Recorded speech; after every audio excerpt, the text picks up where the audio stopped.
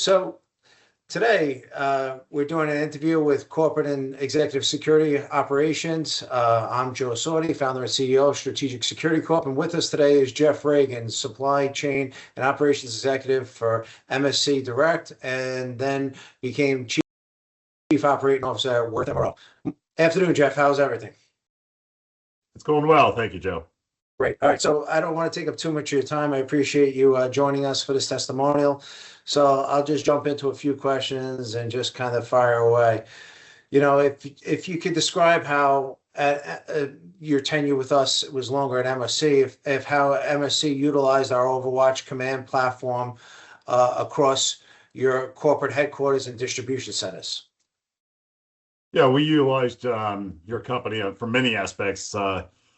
First of all, it was the first line of defense in all of our distribution centers. So you managed our flow of folks and guests in and out of our buildings, and maintained all of our security processes and procedures, helped us develop all the SOPs and so forth. And then also, any extenuating circumstances we required and used you guys for to service us, to monitor lots, domestic violence, anything that was occurring within our folks or threats that we had on our properties. Assisted us across the board many times. And then also, for all of our associates that did border crossings, you did all of the monitoring and set up the technology for our folks to, check in, check out. We knew who was crossing the border daily, when they crossed, when they came back, where they were located. And then in the event that we had any compromised associates, you assisted us in the recovery of those folks and research and recovery of those. So excellent. Across the board, we've done a lot of work together for about 20 years. So, well, I do appreciate the relationship. I really do, and it's been a great process, learning and growing and having that candid, and obviously us working together and having that candid relationship really, I think, was the key differentiator beyond technology and everything and facilitating everything. If we could point for a minute towards distribution center protection, how does the integration of everything that we did with the Overwatch platform, the magnetometers, the wands, the controlling access procedure, how did that enhance the protection at the distribution centers? It was first and foremost, it was a great asset to our associates. It gave them that safety and security, that there was standard SOPs across the board, and it was consistent, day in and day out. And we had that consistency not only at one DC, across all, I think there was around 10 of them, that we were doing the same thing at every location. So, one point of entry, everybody had the same rules and policies. And so if you traveled to other buildings, it was, there was no, what do we do here? It's different. So that was really important for us, and how it teamed up with our operational folks, our associates, and also how we established all of our risk management and the SOPs around that as a company. Headquarters, how did the Overwatch platform improve at the security at the corporate headquarters? We had the two in New York, and then the second one down in Davidson, North Carolina. So how did that centralize communications and incident management and logging? Well, again, it was the consistency that we had, so when we had people traveling across multiple buildings, it was the same platform, same policies.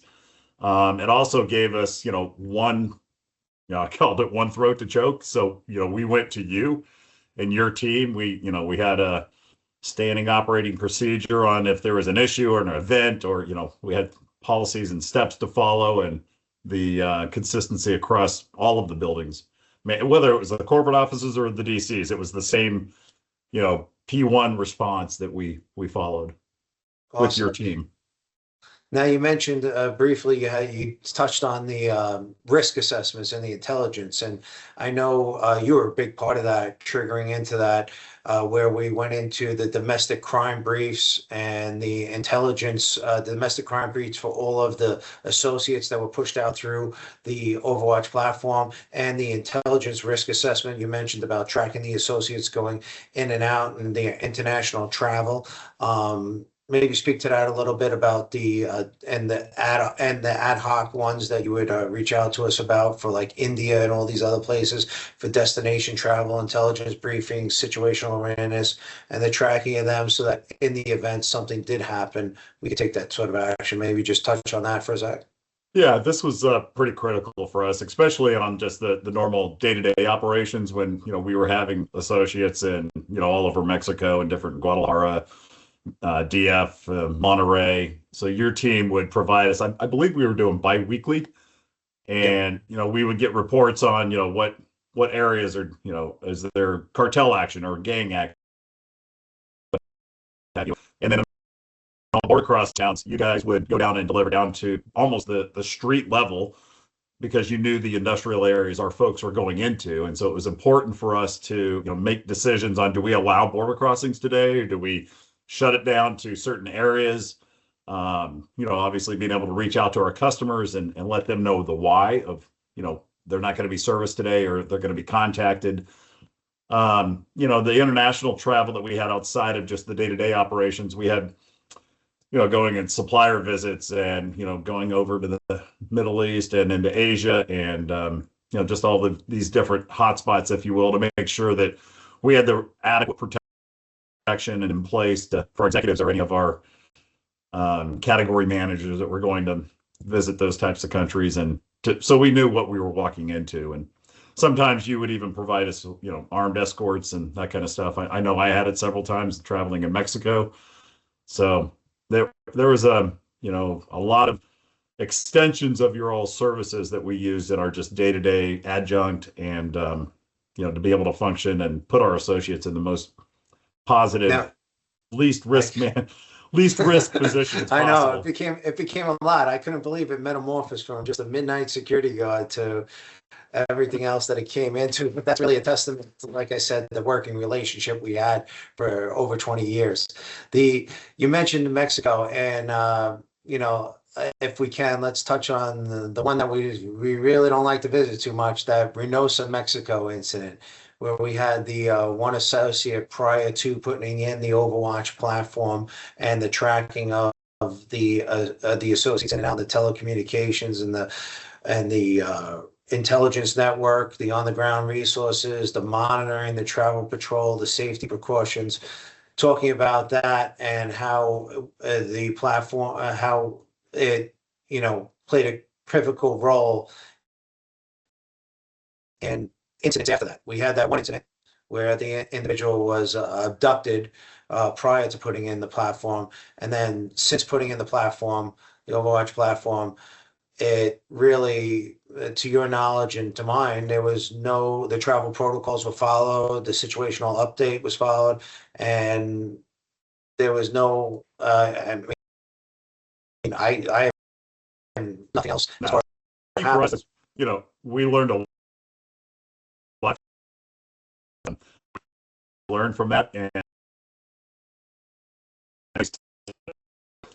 it really enabled us to provide all of our leaders on the commercial team the ability to make decisions on a daily basis. And so, your team on the event that happened when the abduction occurred, I mean, you had assets already in place that you were able to track the iPad and the phone and that kind of stuff that we didn't have all of the technology from you all in place yet and all the apps and all that kind of stuff. But you were still able to do a lot of groundwork. And I mean, we were getting live updates from your, feet on the street and asset.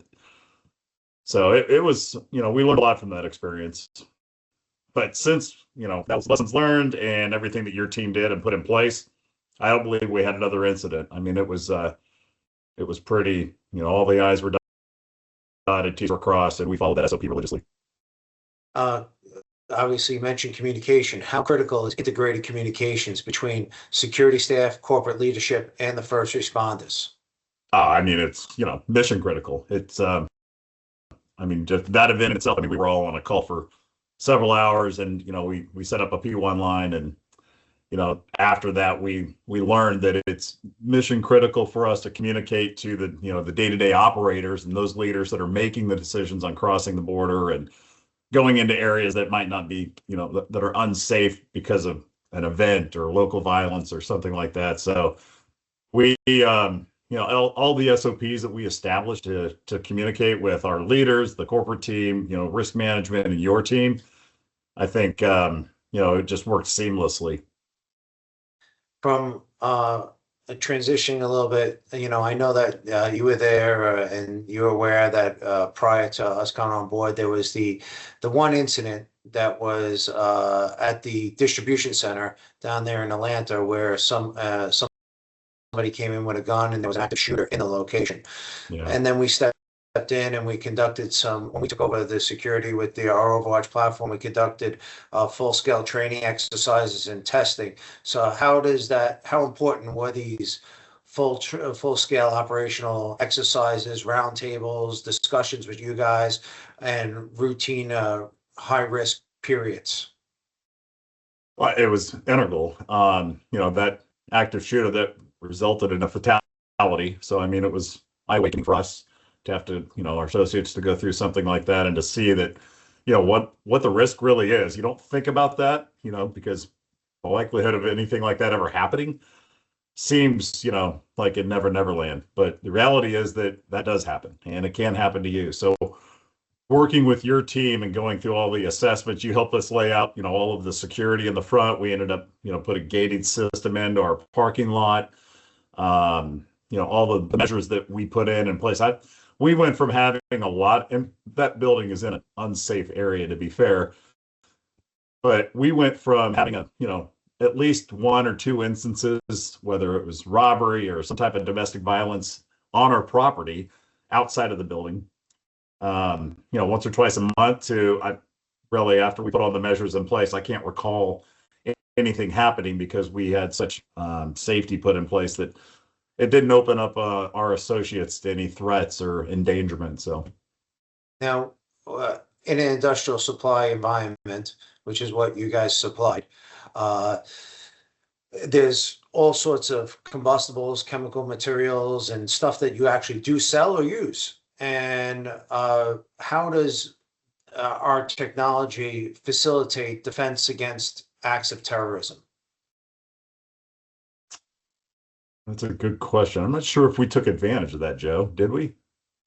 Well, with the CPATs, when you guys had to do the Oh, DHS yeah. CPATs I forgot about that. You're right. So, you can edit that part out, right? and the tracking of it.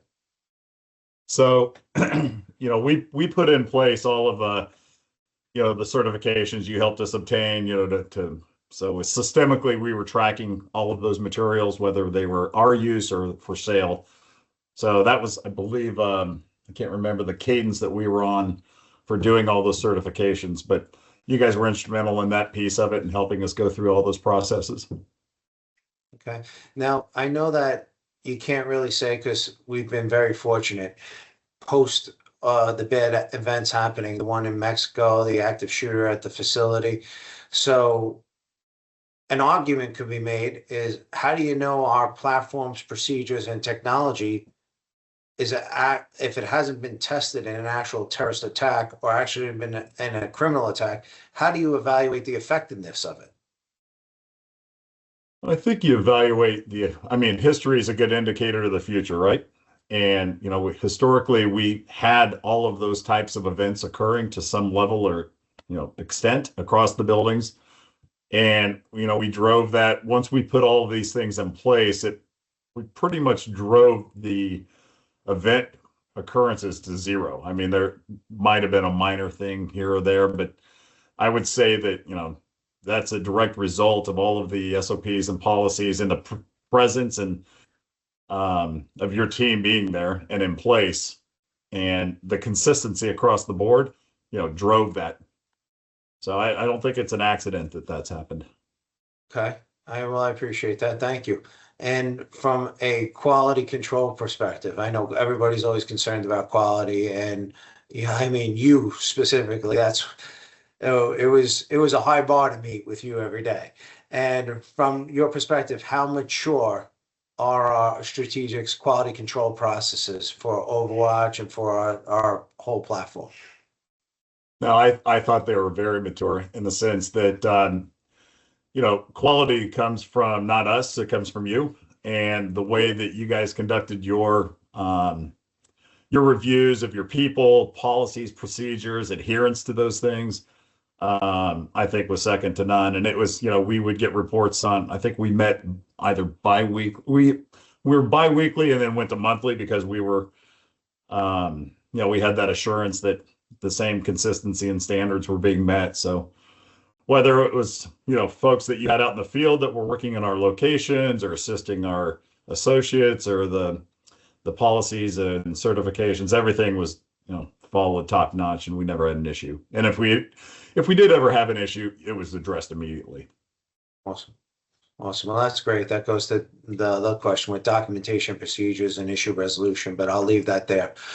Now, the last question I have for you is, this all is stemming around our seeking Safety Act protection for our technology and our platform, which has liability thresholds, which means that, obviously, as we share with you, that if guaranteed these thresholds, they pass on to our clients as well. So from your perspective, being a client, how would that liability cap threshold help you in either a terrorist attack or in a situation where there's an active shooter or something of that nature? How does that having that blanket or that reassurance of a liability cap help you? Well, I would say, the most important way it helps us is it gives our operators and the people responsible at these locations the assurance, and they can sleep good at night knowing that we have all the policies and procedures and standard practices in place. Your team is all professionals, and in the event something did happen, that we knew what to do, and working with your team, that it would give us that safety and assurance and that, blanket around us that I don't think there's much more we could have done. The other perspective is that, we use that also from a general liability standpoint. When we were negotiating with insurance carriers, we did have all of these policies and procedures in place and well documented and kept. And, we were ISO 9000, so that was part of that as well. So, all around, it gave us a reasonable assurance that we had taken all the steps necessary to protect our folks. That's all I have today, but I really do appreciate you joining us today and providing this testimonial, and I look forward to working with you continuously in the future. Absolutely. I appreciate everything you guys do, Joe. Thank you. Have a great day. All right. Take care.